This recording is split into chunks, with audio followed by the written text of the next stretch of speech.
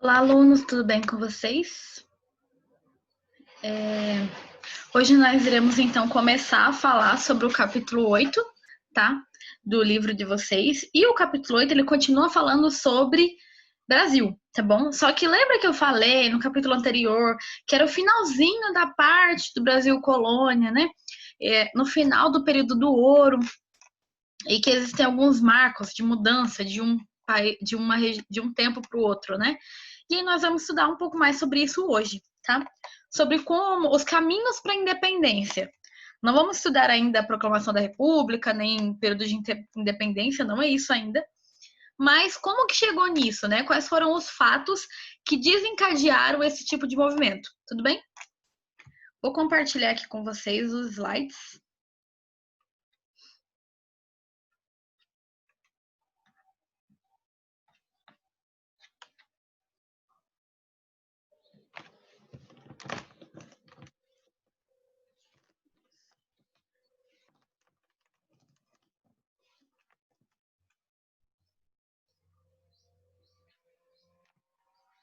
E o capítulo 8, então, ele vai falar Brasil a caminho da independência, tá?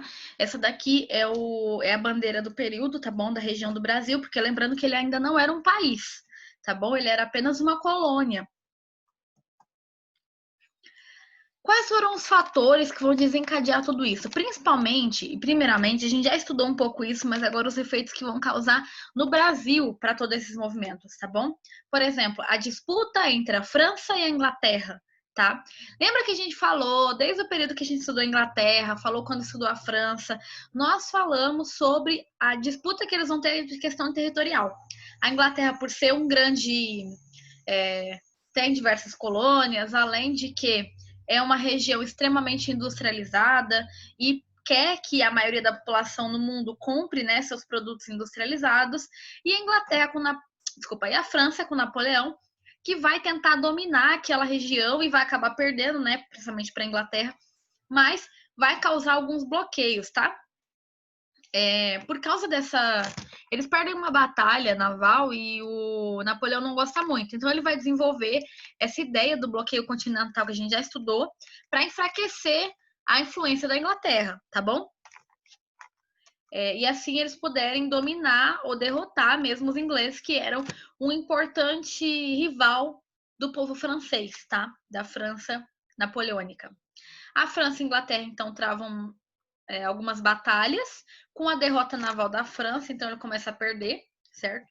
Ainda com o domínio de Napoleão, e ela vai criar o bloqueio continental, que a gente já explicou, mas para quem não lembra, é aquela ideia de que nenhum país no mundo poderia comercializar com a Inglaterra. Todos os países poderiam até comercializar com outro, nem precisava ser necessariamente com a França, tá? Mas nenhum país do mundo poderia negociar com a Inglaterra. E se negociasse algum tipo de produto, comprando ou vendendo de alguma forma, iria ser atacado, tá bom? Seria atacado por essas pessoas, por Napoleão e toda seu exército. Lembrando que Napoleão era um excelente líder militar. Então, ele, apesar de ter perdido para a Inglaterra algumas vezes, ele ainda é um dos principais militares da história, tá? Ele é muito estrategista, ele sabe como agir, né, para cada um dos fatos, tá bom? Então, esse bloqueio continental vai impedir com que exista uma comercialização com a Inglaterra. Mas eu quero que vocês lembrem que a gente já tinha falado antes também o quanto Portugal tinha uma ligação forte com o comércio inglês, né? Ela já comprava muita coisa da Inglaterra, desculpa. Por exemplo no Acordo de Panos e Vinhos, né? E aí eles ficaram com um impasse português, porque se eles começassem a parar de comprar produto da Inglaterra, a colônia e Portugal passaria algumas dificuldades, sabe, com produtos, porque nem todos os países produziam como a Inglaterra produzia, tá? No início dessa rivalidade entre Inglaterra e França, a Portugal vai tentar se manter neutro, mas isso não vai dar muito certo por muito tempo, porque quando o bloqueio continental acontece, Portugal vai acabar quebrando o bloqueio rápido, porque ele era um país que era muito dependente da Inglaterra, né? Somente com produtos industrializados. Com o risco de serem atacados, então, vai acontecer... Peraí, esse é o slide seguinte. Frente às ameaças de invasão gerada pela submissão da monarquia portuguesa à determinação napoleônica, a corte lusitana, que é a corte de Portugal, tá, resolveu transferir a sede do governo para o Brasil. Então é como se Portugal vai ser governado pelo Brasil, porque o rei estava aqui. Gente, quem mandou alguma coisa, manda um ponto, depois outro ponto, depois outro ponto, para que eu consiga abrir aí, por favor. E saiba o que foi que você mandou no chat. Frente às ameaças, então, eles vão decidir transferir a administração portuguesa para o Brasil. Lembrando que o Brasil ainda era uma colônia, tá? Ela vai subir aqui de nível um pouco nesse período. A família portuguesa e sua corte se mudam para a América, então, toda a família, tá? Era bastante gente, por volta de 400 pessoas, assim, da corte. Porque aí é primas, damas de companhia, né? As pessoas que estavam ali em volta dos reis. A viagem às pressas. Meio que demora, se eu não me engano, acho que eu já estudei sobre isso, acho que foram 3 dias para eles determinarem essa viagem, colocarem tudo que eles conseguiam dentro dos navios ingleses, tá? Com a proteção inglesa, para garantir que Napoleão não ia atacar. Napoleão já estava chegando na região central de Portugal, onde o rei morava, tá? É praticamente fugido que eles saem. Pelo menos o rei era esperto, ele já tinha colocado bastante coisa no navio antes de viajar. Então, no finalzinho ali de 1807, os portugueses zarpam com segurança, né, pelos britânicos protegendo eles para o Brasil. Lembrando que essa viagem não vai sair de graça, vai aumentar ainda mais as vantagens portuguesas, tá, perante o...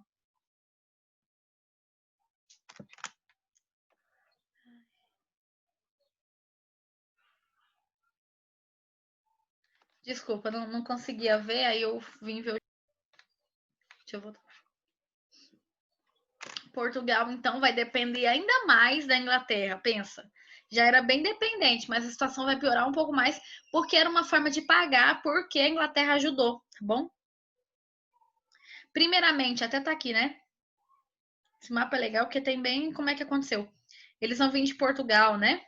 Até a região de Salvador, que era a antiga capital.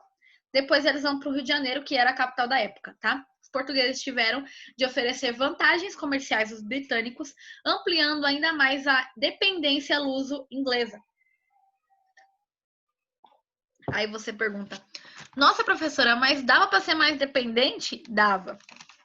Por exemplo, vai abrir os portos das colônias para as nações inglesas, que antes não era muito aberto. Ainda assim, precisava de várias autorizações, vários impostos que eles tinham que pagar dos dois lados para que Portugal aceitasse isso. Mas agora não vai ser mais assim, não. Para quem não conhece, essa daqui é a Carlota Joaquina, que era a esposa do rei, tá? Dom João VI.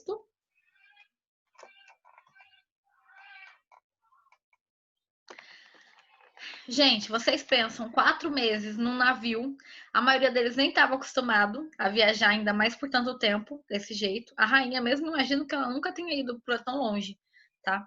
E em péssimas condições de higiene, pouca água, vai ter inseminação, uma disseminação, desculpa a palavra, disseminação de doenças no navio, então muitas pessoas vão morrer, além das pragas normais, as pessoas tiveram piolho, então conta-se a história, quando eles chegaram aqui, as mulheres todas tinham rapado a cabeça e estavam usando sabe aquelas perucas brancas? Não sei se você já viu um filme de época, que as pessoas usavam um período da história, então, é porque elas tiveram todos piolho e tiveram que usar peruca para não chegar careca aqui no Brasil.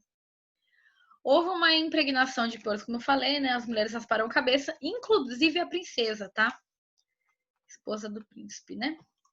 Que seria o príncipe regente. Eles chegam... Opa, tá errado aqui. 1808, tá? Não é em 9, não. Não é em 7, não. 7 foi quando eles saíram de lá. 1808, tá? Eu vou arrumar isso aqui. De Salvador, a família real segue para o Rio de Janeiro, quando eu mostrei lá no mapa, tá? Para vocês. Dom João tomou as primeiras decisões que afetariam a vida das pessoas na colônia portuguesa da América. Assim que ele embarca aqui, desembarca aqui, ele já começa a mudar algumas coisas. Por exemplo, a abertura dos portos. Como eu disse, não era aberto. Lembra daquele pacto colonial que eles tinham? A gente estudou isso lá desde o ano passado. O pacto colonial é aquela ideia de que a colônia só poderia vender para a metrópole e só poderia comprar da metrópole. Então, os portos eram fechados para outras nações. Apenas digamos que um navio precisava de reparo com madeira ou comprar comida e água ali só para viagem, aí sim poderia parar, mas para negociação mesmo era proibido. O que não impedia com que acontecesse, tá? Existia muito tráfico, assim, por baixo dos panos de Portugal, sem que Portugal soubesse direito sobre isso. E muitas vezes até com as lideranças aqui, que eram lideranças vindas de Portugal também. Era uma forma de lucrar, né? Se Portugal descobrisse, ia cobrar imposto, então eles não queriam isso. Como a colônia e o Brasil só poderiam desenvolver comércio com Portugal e comprar de Portugal, os portos fechados para países estrangeiros, como eu expliquei, aconteciam constantemente contrabandos entre comerciantes do Brasil e estrangeiros. Pessoal, essa imagem aqui é no Rio de Janeiro da época, tá? Eu tentei achar algumas imagens para vocês, mas é difícil. Então eu trouxe Debré, daqui a pouco eu vou mostrar para vocês que é um dos principais pintores que desenharam imagens da época, tá bom? E aí eu trouxe também a família real para vocês, tá?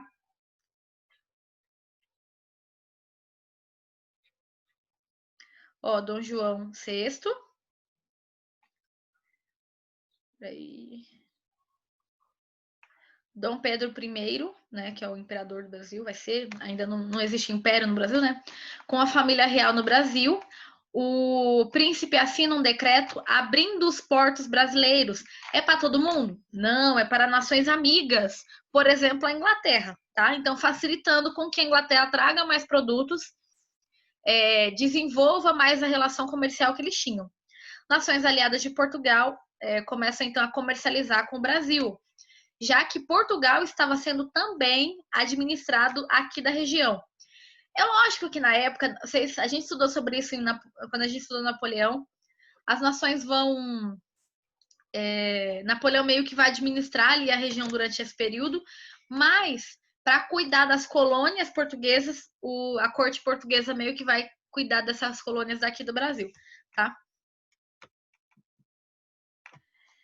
Continuando, deixa só eu ver para vocês onde que a gente tá. Página 47, tá, gente? 47, 48, por ali. Início do fim da colonização. Os colonos estavam livres para realizar o comércio de importação e exportação com vários países amigos, né, da região.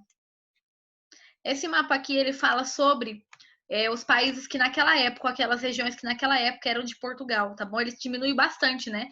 O que ele já tinha sido dono aqui, quase que toda a Inglaterra, eles vão perder bastante disso até esse período. O governo reduziu as taxas de importação para os produtos vindos do exterior, principalmente da Inglaterra, tá? Não era para todo mundo, não. De novo, porque era uma das nações mais amigas, né? E a colônia dependia muito dos produtos ingleses, até porque até então era proibido uma indústria aqui no nosso país. Então ficava difícil mesmo ter produtos melhores, assim. Reduziu as taxas de importação para produtos vindos do exterior e revogou o alvorade do século, que proibia o estabelecimento de fábricas de manufatura na colônia. Então, agora, com a corte, né, o príncipe vai permitir com que existam alguns tipos de mini fábricas ali, né, fábricas de manufatura na colônia. Então, vai poder ser produzido sapato, então vai ter alguns alfaiates também produzindo roupa. Então, pequenas coisas ali meio que para a colônia, mas agora vai ter. Antigamente era proibido. O Brasil podia dar início a um processo de industrialização. Então, olha só, apenas aqui, ó, em 1808 para frente, é que a gente começa a dar alguns sinais de que deveria existir algum tipo de industrialização, tá? Lembrando que o país dos Estados Unidos, por exemplo, já era até industrializado. Já tinha sido liberto e tudo mais, né? Corte portuguesa, né? Ela ficou no Rio de Janeiro, tá bom? Na verdade, vai ser, de novo, era a capital. Procurando um negócio aqui.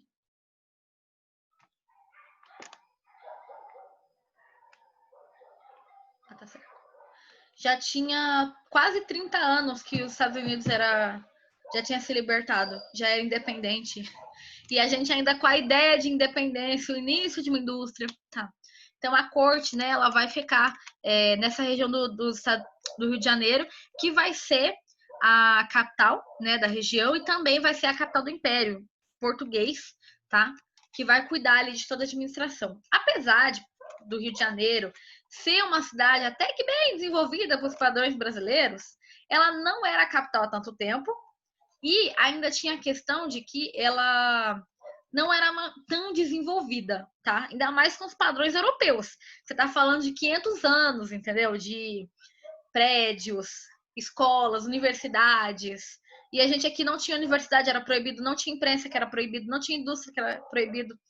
Então ele não era um local muito assim bonito, não era um local muito cultural, entendeu? Tinha um pouco de dificuldade com isso, com muitos produtos. O Rio de Janeiro, então, o mais importante centro urbano do Brasil. Opa, desculpa, vou arrumar. Brasil. Mas tinha problemas variados, como a falta de rede de esgoto. Lembrando, locais que não têm rede de esgoto, o que acontece? As pessoas fazem suas necessidades no potinho, no balde e jogam na rua. Imagina a sujeira. Gente, isso vai mudar muito para frente. Vai demorar muito para isso aqui melhorar, tá? As ruas, assim, tudo nojeira. As ruas do Rio de Janeiro. Quase sem espaços culturais, porque não tinha museu, não tinha biblioteca, não tinha teatro, e a comunidade, né, a corte europeia era muito baseada nisso. Era basicamente o que eles faziam, porque as pessoas não trabalhavam, né? Então, o que eles faziam? Aprendia sobre arte, em concerto, gostava de ver pintura, pagar para desenvolver essas coisas, tá? E o rei, isso é um fato muito importante, que isso é um fato que vai mudar um pouco a nossa história. Ainda bem, pelo menos isso. O rei, ele era extremamente intelectual. Ele gostava muito desse mundo intelectual. E a rainha, né, a princesa, a regente, ela amava as artes. Então eles vão patrocinar muito disso. Uma das coisas que ele trouxe foi quase toda a biblioteca pessoal dele, hoje conhecida como a Biblioteca Nacional, lá no Rio de Janeiro. Sonho em ir, porque eu quero muito conhecer, mas ele fez ali uma biblioteca porque antes não tinha, entendeu? E ele trouxe os livros dele. Pensa só, ele veio fugido, mas ainda assim os livros ele trouxe. Então, vai precisar, né, de uma reforma urbana na região. Vão alargar as ruas, vão asfaltar, asfalto de paralelepípedo, tá? Porque não tinha nem isso, era no terrão. Como é que aquelas mulheres, pensa, as mulheres europeias, gente, essa época, 1800, com aqueles vestidos gigantes. Imagina andando com aqueles vestidões no meio da terra aqui no Brasil, no calor de 40 graus do Rio de Janeiro, que é bem mais quente do que aqui. Aí vocês pensam, que situação que não viver essas pessoas, né? Difícil. Construíram chafarizes, praças, né? Residências, prédios públicos, que antes não tinha nada dessas coisas. Então ele vai desenvolver ali uma reforma urbana para que tenha uma cara de capital, que tenha uma cara de um local onde a família real pode e ter uma vida normal, tá? O mais normal possível. Criando espaços culturais como o Real Teatro São João. Tá? Outras novidades, criação de tribunais superiores para que agora as coisas que precisam ser julgadas possam ser julgadas aqui, porque antes não era, tá? Administração da justiça diretamente ou na colônia, né? Instituições educacionais, lembra que a escola ainda era muito pouco, pós-jesuítas, né? E universidade ainda tinha, que era proibido. Imprensa régia, vai surgir então o início ali da imprensa com a Gazeta, uma das primeiras, isso está na página 49. Gazeta do Rio de Janeiro, que é no mesmo ano que vai surgir. Depois vai criar um jardim botânico. Essa imagem aqui que vocês têm é do jardim botânico, tá? Academia Real Militar também para ter um local específico para as pessoas se prepararem, né? Para cuidar da realeza ou para cuidar da capital do melhor jeito possível. Biblioteca Real, Academia de Ciências, Artes e Ofícios. Então era um local, né, para se aprender. Era uma espécie de universidade? Ainda não, mas era o início disso, tá? E o Banco do Brasil, tá bom? Que é o banco que nós temos até hoje. Então já criou um Banco do Estado, certo? Instituições para os representantes da elite, comerciantes, proprietários de terra. Todas essas coisas que a gente falou, para quem que beneficiava disso? Basicamente, esse grupo aqui da elite e a corte, tá? A classe baixa não podia entrar, nem sabia ler também, então não compensava para a maioria. Mas foram eles que pagaram por tudo isso. Brasil, tá. Uma outra coisa importante agora é que o príncipe ele vai elevar a região. Antes apenas uma colônia, agora vai ser elevado a um Reino Unido, que vai ser o nome nesse período, tá? O que define um Reino Unido, então? Vai colocar com que exista realmente um reino, fazendo parte, é como se Portugal e Algazes são dois reinos ligados em um só, e aí o Brasil estaria ligado também, tá bom? Como se fizesse parte do reino. Então quem rege aqui seria o rei também. Cada vez mais a colônia vai ganhando autonomia administrativa. E em 1815, Dom João eleva o Brasil à categoria de Reino Unido, juntamente com Portugal e Algarves. Desculpa. Então vai transformar, né, com que nós sejamos um reino, tá? Então tem a possibilidade não só de ser uma terra dominada por outro povo, mas existe um rei aqui, existe uma administração daqui, tá? A gente não precisa necessariamente apenas de Portugal, até porque o rei estava aqui. Então a elevação a Reino Unido significa que o Brasil não fazia mais parte dos domínios da colônia e se tornava um dos reinos que constituíam o Império Português, tá? Então, ele agora fazia parte como um reino mesmo, tá? Garantindo, porque para você ter um império, você precisa ter vários reinos, né?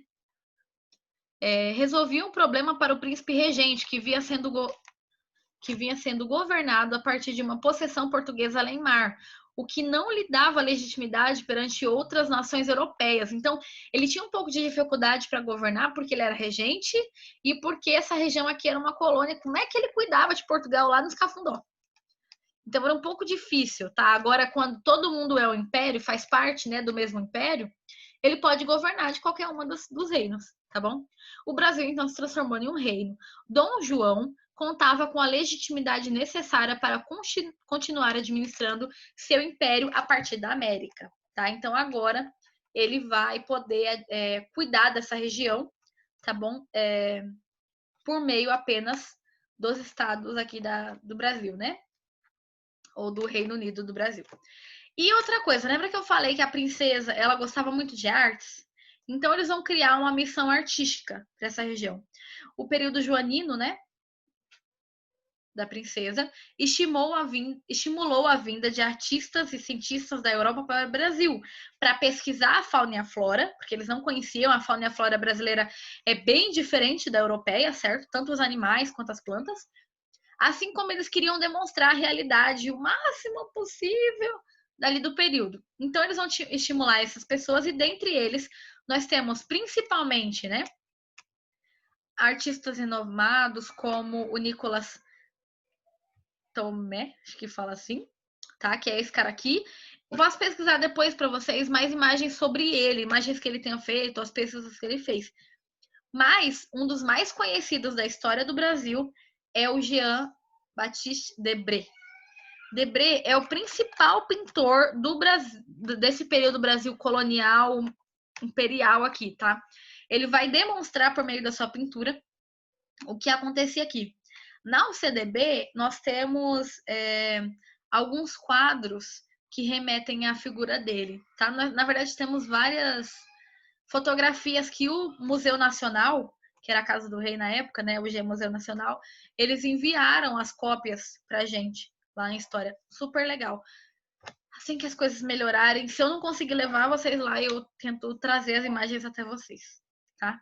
E aí eu trouxe aqui, olha, eu gostaria que vocês aproveitassem para dar uma olhada sobre essas imagens, as representações que elas trazem.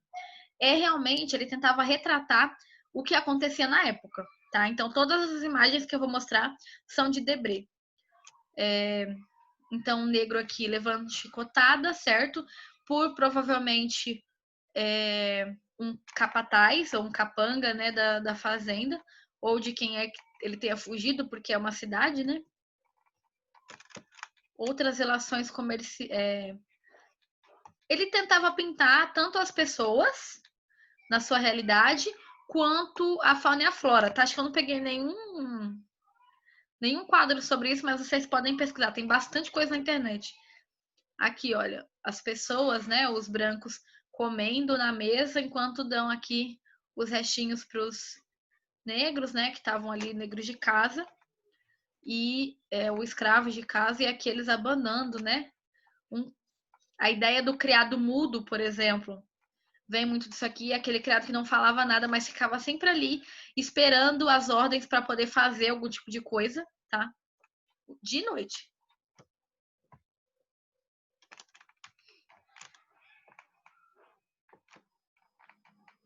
Aqui é os negros urbanos, que a gente já estudou, né? Escravo urbano, em que eles trabalhavam alguns dias da semana. Nossa, as imagens ficaram tão ruins, elas eram boas na internet.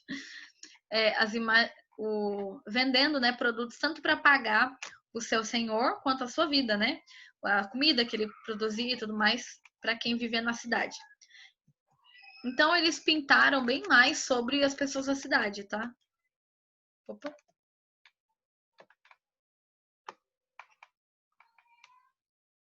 A realidade na época. Então vocês podem ver também um pouco do Rio de Janeiro, como é que era naquele período. E aí nós temos a fundação da Escola de Artes, tá? Que produziu os artistas, de como era também a vida no Brasil. Importantes registros da vida no Brasil, assim como a natureza e o meio ambiente. A primeira escola, né, voltada para as artes, tá? Também muito porque ela patrocinava bastante as artes.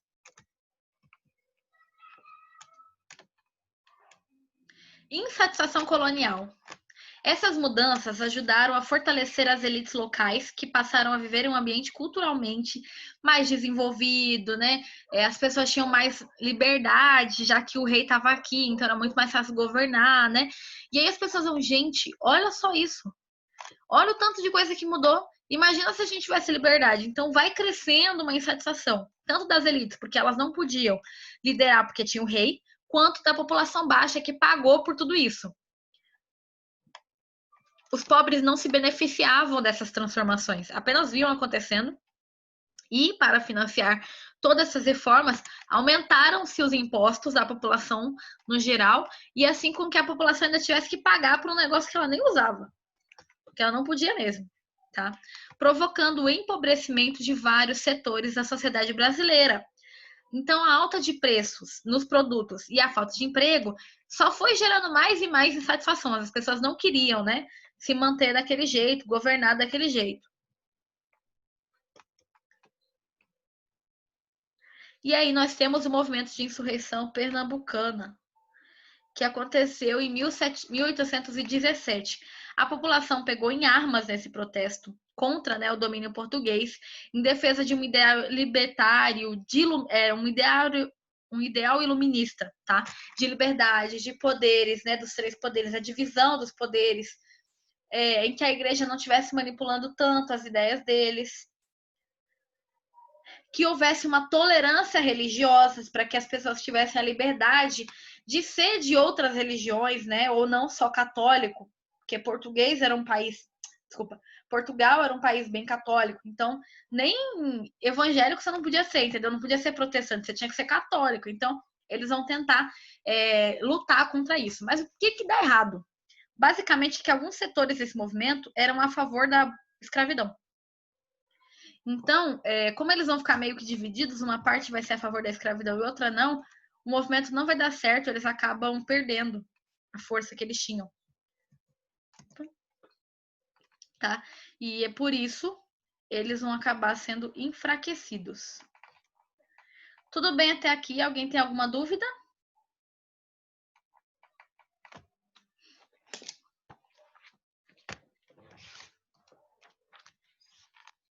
Coloque aí o nome de vocês no chat. Não sei se vocês estão prestando atenção, tá todo mundo quietinho.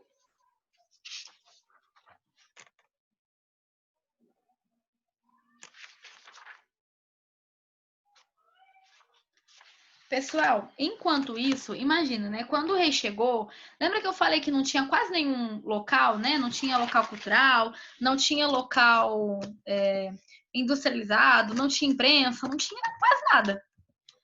Então, tinha onde o rei morar? Também não tinha. O que vai acontecer? Página 48. Alguém quer ler pra gente?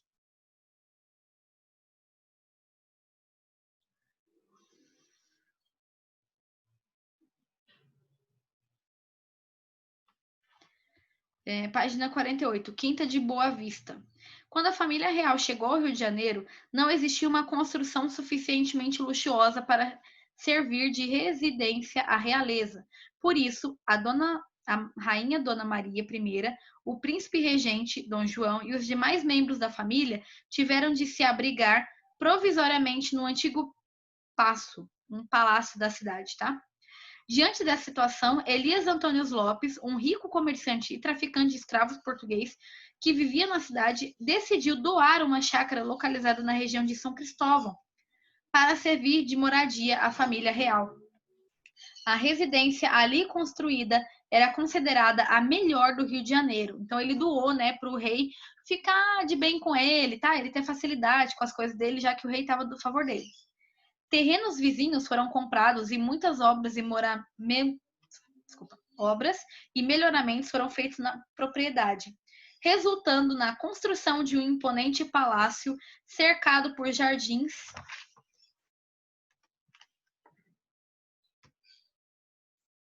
e portões grandiosos. O palácio foi batizado com o nome do Paço de São Cristóvão. Mais tarde, durante o período imperial, o local que ficou conhecido como Quinta de Boa Vista chegou a ocupar uma área de 1 milhão de quilômetros quadrados e foi também a moradia de 2 imperadores do Brasil, Dom Pedro I e Dom Pedro II. Posteriormente, essa imensa propriedade foi fragmentada, dando origem à construção em prédios diversos. Atualmente, a Quinta de Boa Vista se tornou o Parque Municipal do bairro de São Cristóvão, abrigando no antigo baço o Museu Nacional de Arqueologia e Antropologia. Além disso, no terreno original do Quinta existem outras instituições, como o Jardim Botânico e o Centro Hípico do Rio de Janeiro, entre outros prédios. Então, a maioria desses prédios ainda, na verdade, estão lá. Fáceis de até entrar, porque são museus, o Jardim Botânico, coisas que o rei trouxe para cá. Tá bom? Gente, coloquem aí no chat, né? Quem não colocou ainda o nome de vocês, tá? E lá no finalzinho, na página 52 e 53, vai falar sobre o último movimento que eu quero falar com vocês hoje, que foi a Revolução de Porto, tá? Com a morte da rainha Maria I, né? Dom João então foi coroado rei, era isso que faltava para ele ser o rei de verdade. Em 1818, então ele ainda demora uns 10 anos para conseguir ser rei, desde a ida dele para lá, tá? Assumindo o título então de Dom João VI. Logo o novo rei passou a receber uma pressão ainda maior para retornar a Lisboa, mas a monarquia instituída insistir em permanecer na América. Então eles começaram a brigar para onde que o rei vai, se vai para Portugal ou se fica no Brasil ou na América, tá? Nessa época surgiram em Portugal grupos defendendo o fim do absolutismo e exigiu a transformação de Portugal em uma monarquia constitucional. O que eles queriam então? Acabar com o poder do rei lá. E essa revolução aqui vai tentar até desenvolver uma constituição para que o rei não tenha mais plenos poderes, como era antes, porque ele era um imperador absolutista, tá? Das colônias ou do Império Português. E as pessoas que ficaram em Portugal não vão querer isso. Até porque já tem 10 anos que ele está governando de outro lugar. Então as pessoas meio que quiseram a sua autonomia também lá em Portugal, tá? O movimento iniciou-se na cidade de Porto, que é uma das regiões lá de Portugal, cresceu, ganhou adeptos junto a vários setores da sociedade e rapidamente se espalhou pelas cidades portuguesas. Em Lisboa, uma junta provisória assumiu o poder e convocou o parlamento, as Cortes de Lisboa, né, que não se reuniam desde 1689. Olha o tempo! Nem era a mesma pessoa, acho que eles nem sabiam mais fazer as coisas ali.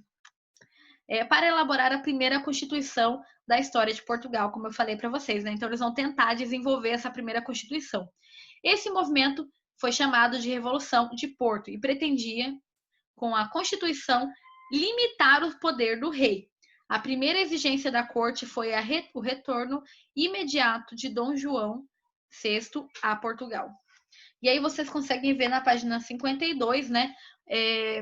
Exatamente essa corte reunida para definir o que eles buscavam, como deveria ser essa revolução, né? Se o rei devia ou não estar ali, como devia ser a Constituição. Temendo os desdobramentos do movimento, Dom João, a família real e os membros da corte regressaram a Portugal em abril de 1821. 2 meses antes de embarcar, o monarca jurou fidelidade à Constituição, que estava prestes a ser elaborada, e se comprometeu a convocar eleições para a escolha dos deputados que representariam o Brasil nas cortes. Ao partir para Portugal, Dom João VI deixou seu filho, Pedro, no Brasil como regente. Caberia a ele a administração do reino brasileiro. Lembrando que o rei era pequenininho. Se eu não me engano, ele tinha 5 anos. Mas depois a gente fala sobre isso. Gente, então o rei vai voltar, né, para Portugal em busca de não perder ali a região de Portugal mesmo. Então ele fala, ok, vocês não querem mais que eu tenha poderes absolutistas, né, poderes absolutos? Eu vou aceitar a Constituição que vocês fizeram, mas eu vou continuar sendo rei. Então ele volta para lá, larga o filho dele aqui como regente, né, ou como o rei, embora ele não tenha idade para isso. Então vão ter um período de governos provisórios que a gente vai passar pelo Brasil, tá bom? Alguém tem alguma dúvida? Se tiver, coloca aí no chat.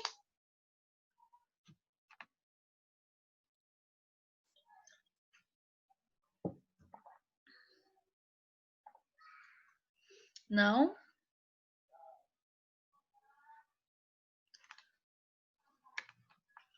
Quando eu não tô compartilhando, eu consigo ver o chat. Não tem problema não, tô vendo. Meu negócio é que quando eu tô compartilhando o vídeo, ou o slide, é que eu não consigo abrir. Tudo bem, gente? Todo mundo colocou o nome no chat? Felipe, João Pedro, Isabela, Bianca, Sara. Só? Tô vendo outras pessoas aí.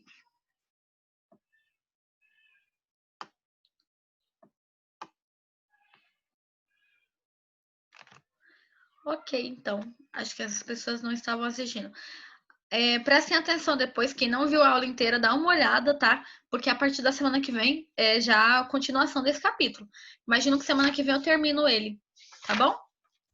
Até porque faltou só 2 páginas e as correções dos exercícios. Muito obrigada, galera.